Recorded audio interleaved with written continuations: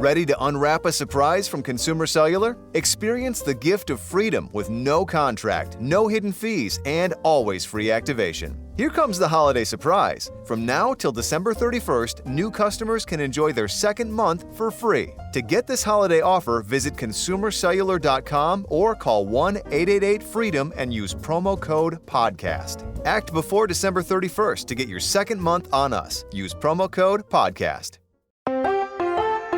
Emisor Podcasting. Esto es Historia Freak, el podcast. Con ustedes su anfitrión, Joaquín Barañao.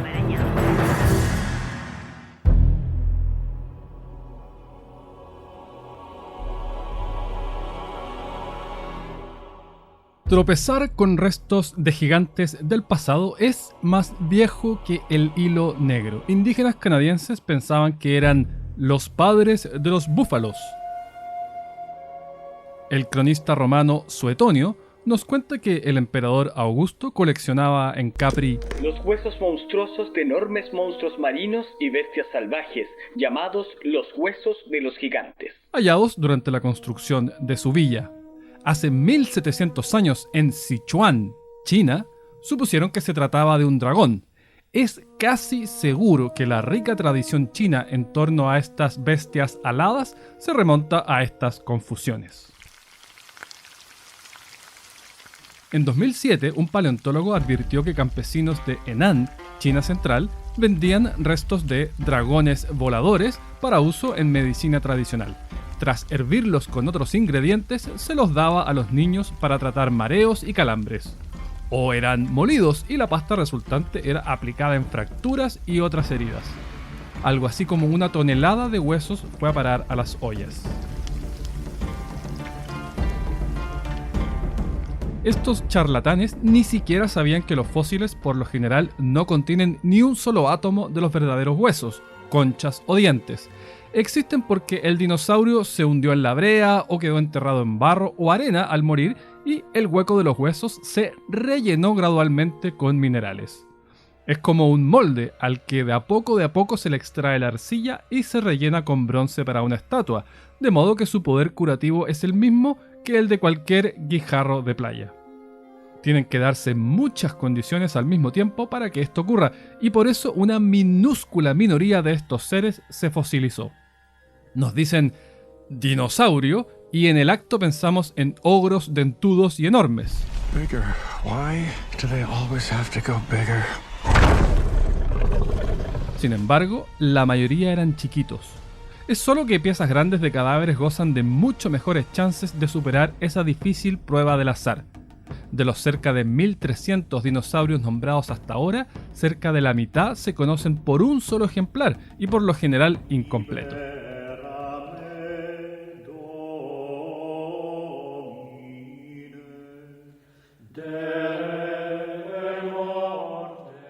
En la vieja Europa cristiana, interpretaron estos vestigios como gigantes de las leyendas u otras criaturas bíblicas. Era la manera de armonizar seres inexistentes con una creación estática, en la que no hay evolución, y todo lo que existe siempre ha existido y siempre existirá. Ya vimos en el episodio 2 la historia del fémur del megalosaurio, descubierto en Inglaterra en 1677. Aun cuando se trataba de una bestia de unos 800 kilos, el reverendo Robert Plot la adjudicó a una raza antediluviana de humanos gigantes y fue llamado Scrotum humanum, porque a un naturalista le recordó el envoltorio testicular que colgaba de sus piernas. 22 años más tarde, Edward Louis, un amigo de Isaac Newton, publicó la primera mención científica de un dinosaurio. Describió un diente de lo que hoy llamamos cetiosaurio. En 1787 emergió un fémur descomunal en Nueva Jersey, que fue despachado sin mayores aspavientos al prestigioso anatomista Caspar Wistar. Tan poco interés despertó que acabó en una bodega y no se supo más de él. Los años pasaron y pasaron sin muchas dino-novedades hasta que comenzó a revolverla Mary Anning, de 12 añitos de edad.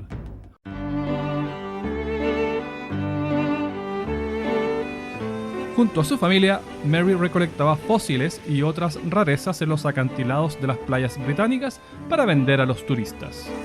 Un día de 1811, uno de sus hermanos encontró el cráneo de lo que parecía ser un gran cocodrilo y ella excavó el resto del esqueleto. Lo vendieron a buen precio.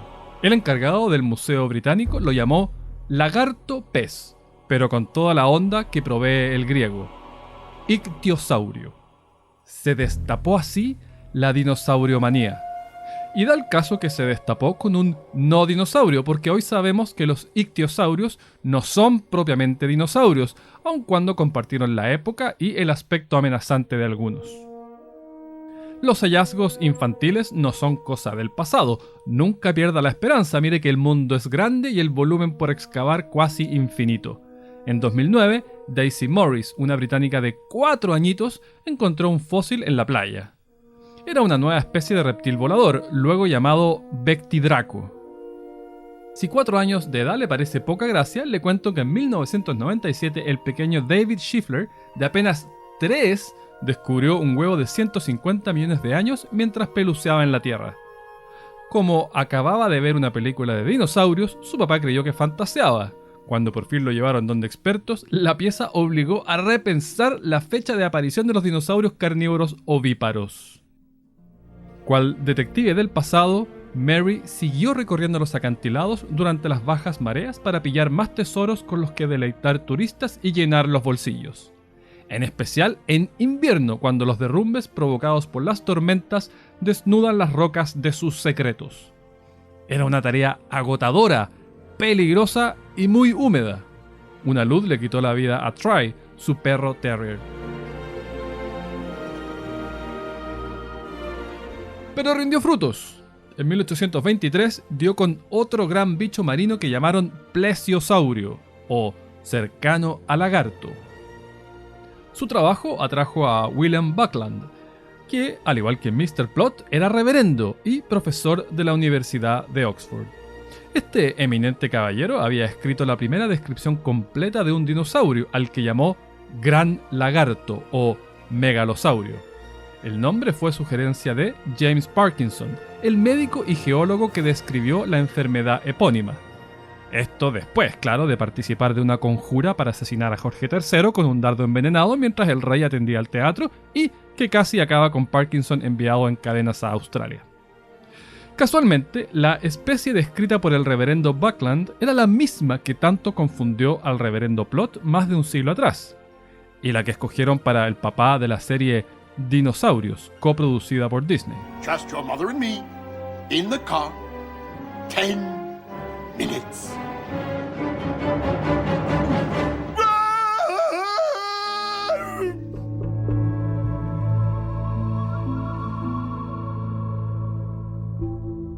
Buckland especuló, con la inespecificidad propia de una época sin métodos de datación, que cierto ictiosaurio había vivido entre 10.000 y más de 10.000 veces 10.000 años atrás.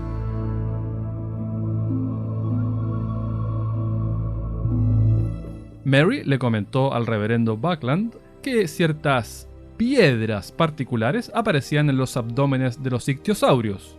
Al partirlas, a menudo contenían fósiles de espinas de pescados, escamas o trozos de huesos del mismo ictiosaurio.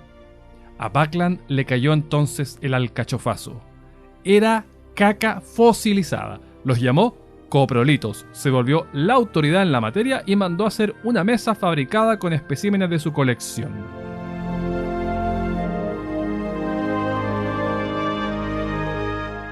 Si le disgusta la cochinada, guárdese las arcadas, porque los coprolitos se usan en joyería.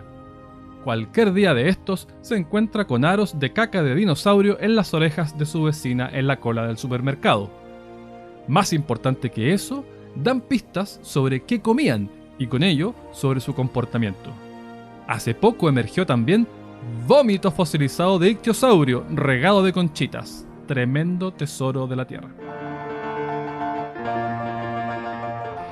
A quien podemos estar seguros de que no le daba asco era al propio Buckland. Comía lo que le pusieran por delante. El zoológico de Londres le enviaba cortes de todo lo que allí muriera, de modo tal que por su paladar circularon panteras, cocodrilos, topos y lo más asqueroso a su juicio, moscardones estofados. En una ocasión, su amigo, el arzobispo de York, le presentó el corazón embalsamado de Luis XVI, que había traído en una caja desde París durante la Revolución Francesa. Buckland anunció que nunca había comido el corazón de un rey, era que no, y, antes que el arzobispo pudiera evitarlo,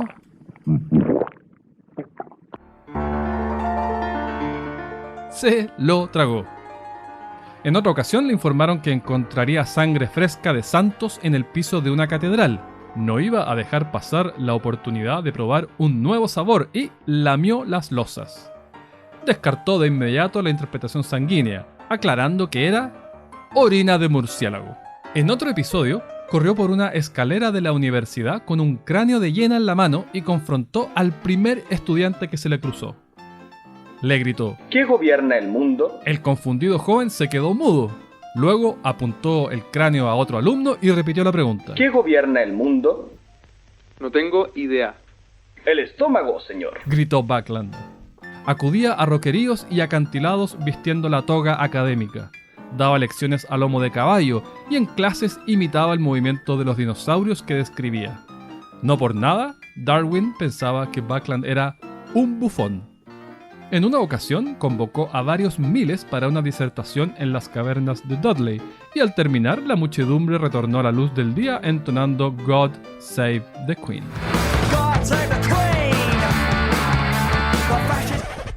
No pues, no señor director, no de los Sex Pistols.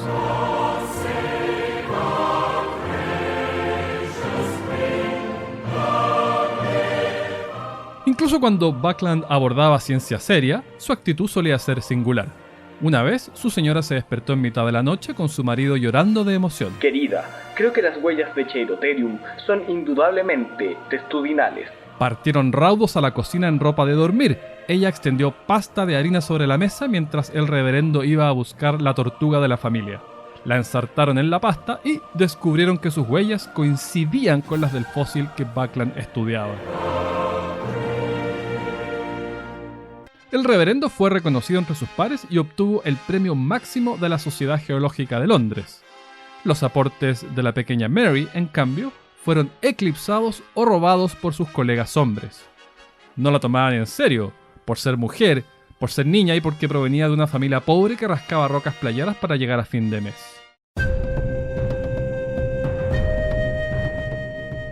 Estos enormes lagartos fosilizados fueron despertando más y más atención.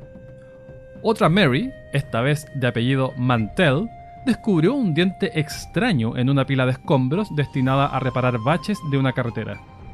La mujer la entregó a su marido, el geólogo Gideon Mantell. Buckland, su amigo personal, lo conminó a proceder con cuidado para no meter la pata, y vaya que se tomó a pecho el consejo. Mantell transpiró 3 años en busca de evidencia que sustentara sus conclusiones. En un punto incluso envió la pieza a Georges Cuvier para recabar la opinión del prestigioso padre de la paleontología. ¿Y cuál fue la respuesta de este eminente francés? Pues que se trataba de un hipopótamo. Otro día Mantell trabó conversación con un investigador que le comentó que el diente se parecía a los de las iguanas sudamericanas que él estudiaba. Mantell, en consecuencia, llamó al animal iguanodón o dientes de iguana.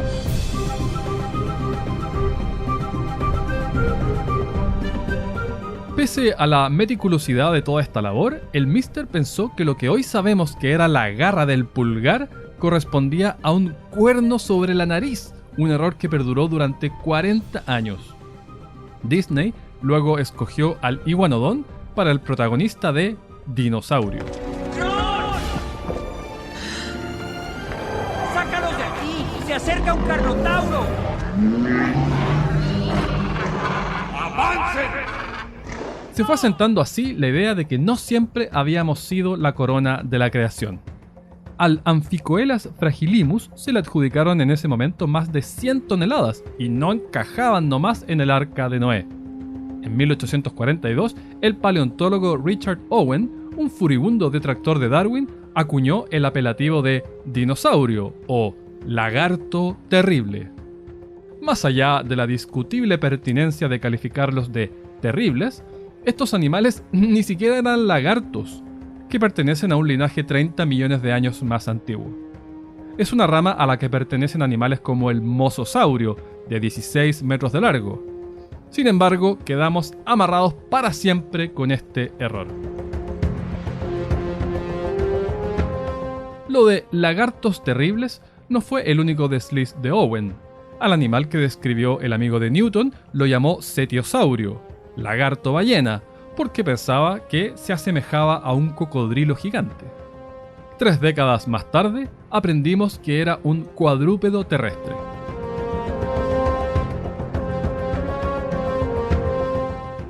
Al parecer, el terrible aquí no eran los dinosaurios, sino el propio Owen, descrito por un biógrafo como experimentador social con inclinación por el sadismo, adicto a la controversia e impulsado por la arrogancia y los celos. Mantell lo calificó de cobarde y envidioso, y, a juicio de Darwin, ningún hecho habla tan categóricamente en contra de Owen como que nunca ha incubado a un alumno o seguidor. Un mal día, Mantell cayó de su carruaje, se enredó en las riendas y fue arrastrado al galope por caballos asustados. El accidente lo dejó lisiado y sometido a dolor crónico. Owen capitalizó en la tragedia y se abocó a expurgar sistemáticamente los aportes de Mantell, muy debilitado para defenderse. Renombró especies catalogadas por su rival y reclamó descubrimientos para sí mismo. Mantell no pudo más y se quitó la vida.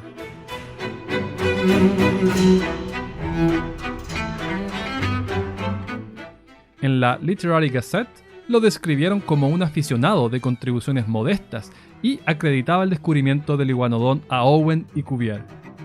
El estilo de ese obituario era de Owen y nadie puso en duda su autoría. La columna vertebral deformada de Mantell fue entregada al Museo Hunteriano bajo el cuidado de Richard Owen. Solo el bombardeo alemán durante la Segunda Guerra puso fin a esta humillación póstuma. Owen al menos compensaba en parte su pequeñez impersonal con su compromiso laboral. Para efectos de estudios anatómicos, ganó la primera prioridad sobre el cadáver de cualquier animal que muriese en el zoológico de Londres. En una ocasión, su esposa regresó a casa y encontró un rinoceronte recién fallecido atestando el pasillo delantero. Lo otro que hay que reconocerle a Owen es que redefinió lo que se entiende por museo. Como director de la sección de Historia Natural del Museo Británico, transformó la institución de un mero centro de investigación a un espacio abierto al público. Incluso propuso la radical medida de añadir etiquetas identificatorias a las exposiciones. Esto muy a pesar de Thomas Huxley, el bulldog de Darwin, que lo veía como una vulgarización del templo del saber.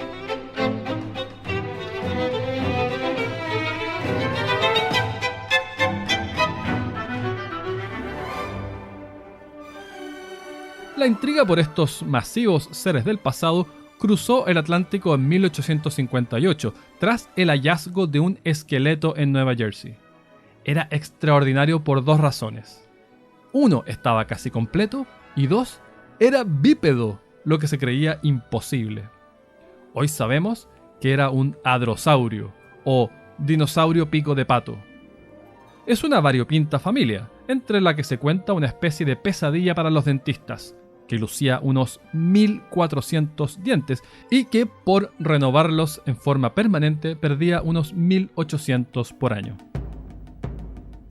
Moros y cristianos se zambulleron de piquero a la dinosauriomanía.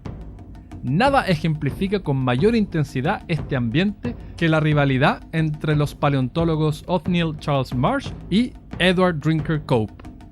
El primero, un distinguido profesor de paleontología de Yale. El segundo, un hijo de cuáqueros y niño prodigio con escasa instrucción formal, pero abundante espíritu de aventura. Enfrentado a un grupo hostil de indígenas Crow, nada de contentos con la extracción de tesoros de sus tierras, Cope obtuvo su favor sacándose y poniéndose una y otra vez su dentadura postiza. Al comienzo, la relación entre ambos fue amistosa, incluso nombraron especies en honor al otro.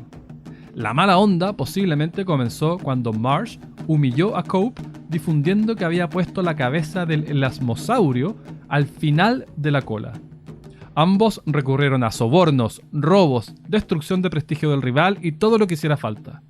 O destrucción de los fósiles, con tal de que no llegaran a las manos adversarias. A veces, burlarse no era ni tan difícil. Marsh postuló alguna vez un segundo cerebro cerca del culo. Tanto se atropellaban por liderar el caudal de novedades que al alosaurio se le adjudicaron 9 nombres, suponiendo que se trataba de especies diferentes. El Unitateres anceps fue clasificado como 21 especies distintas. Tomó más de un siglo desovillar la madeja que estos dos enredaron.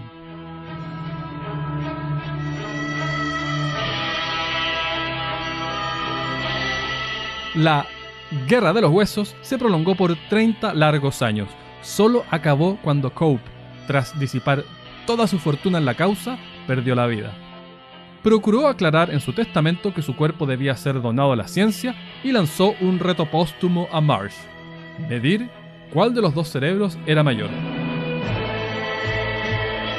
El desafiado declinó y hoy tanto el cráneo como el cerebro de Cope se conservan en instituciones de Pensilvania. A diferencia de todas las otras guerras, esta extrajo más individuos de la tierra de los que sepultó. Entre ambos descubrieron nada menos que 142 especies. Como el Edmontosaurio, por ejemplo, el más afectado por cáncer del que tenemos noticia. Un 3% de los huesos contienen algún tipo de tumor. Claro que muchos otros especímenes fueron dañados o destruidos por los métodos más bien abrasivos de estos dos caballeros. A la dinamita en Tennessee no le hacían asco. Los hallazgos se fueron volviendo más frecuentes y completos. En 1898 se descubrió en Wyoming, Estados Unidos, un depósito con tal cantidad de huesos que alguien había construido una cabaña con ellos. Tal abundancia le pasó la cuenta a un espécimen de Teselosáurido, hallado en 1891, que se guardó en una bodega durante 21 años.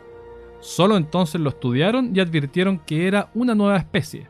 Por ese ninguneo es que se llama Teselosaurus neglectus, o olvidado y maravilloso lagarto. Con el paso de los años, los hallazgos se tornaron globales. En 1923 se encontró en Mongolia el primer nido con huevos, que despejó toda duda respecto a cómo nacían estos bicharracos. Incluso la Antártica se sumó al carro en 1986. Habitaban allí especies como el criolofosaurio o reptil de cresta congelada. Lo apodaban, eso sí, el bisaurio, porque la cresta del hueso sobre la frente recuerda el peinado de ya imagina quién.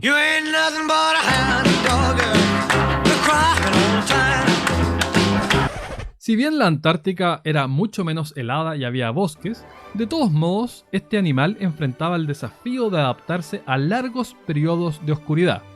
El sitio donde fue descubierto yacía en ese entonces a unos 1700 kilómetros del Polo Sur, bien metido allá adentro del Círculo Polar. Otro reptil polar fue el Lealinasaura amicagráfica. La primera parte del nombre recuerda a Lealil Rich, una niña a quien a los 3 años le leyeron Mi pequeño dinosaurio y pidió a sus papás que llamaran a uno en su honor. La segunda, por la relación amistosa entre un museo australiano y National Geographic. Algunos creen que este animal tenía algo parecido a pelos en su larga cola, con la que, cual frazada portátil, se cubría a sí mismo para protegerse del frío. También es posible que haya gozado de plumaje completo, suave y abundante. Pero bueno, suficiente ya acerca de la trayectoria del descubrimiento de los dinosaurios. Dejemos hasta aquí la historia de la historia y vamos más bien a la historia en sí. Y eso comienza con el primero de los 3 dinoperiodos en que se divide la era cenozoica. El Triásico. Pero esto en el episodio siguiente, el segundo de la serie de 3 sobre los animales más carismáticos del mundo mundial.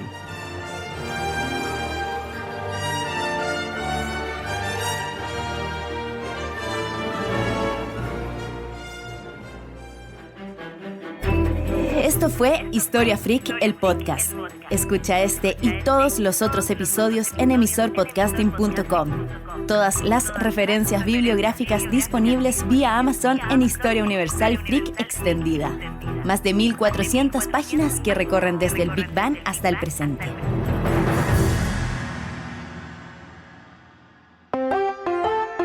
Emisor Podcasting.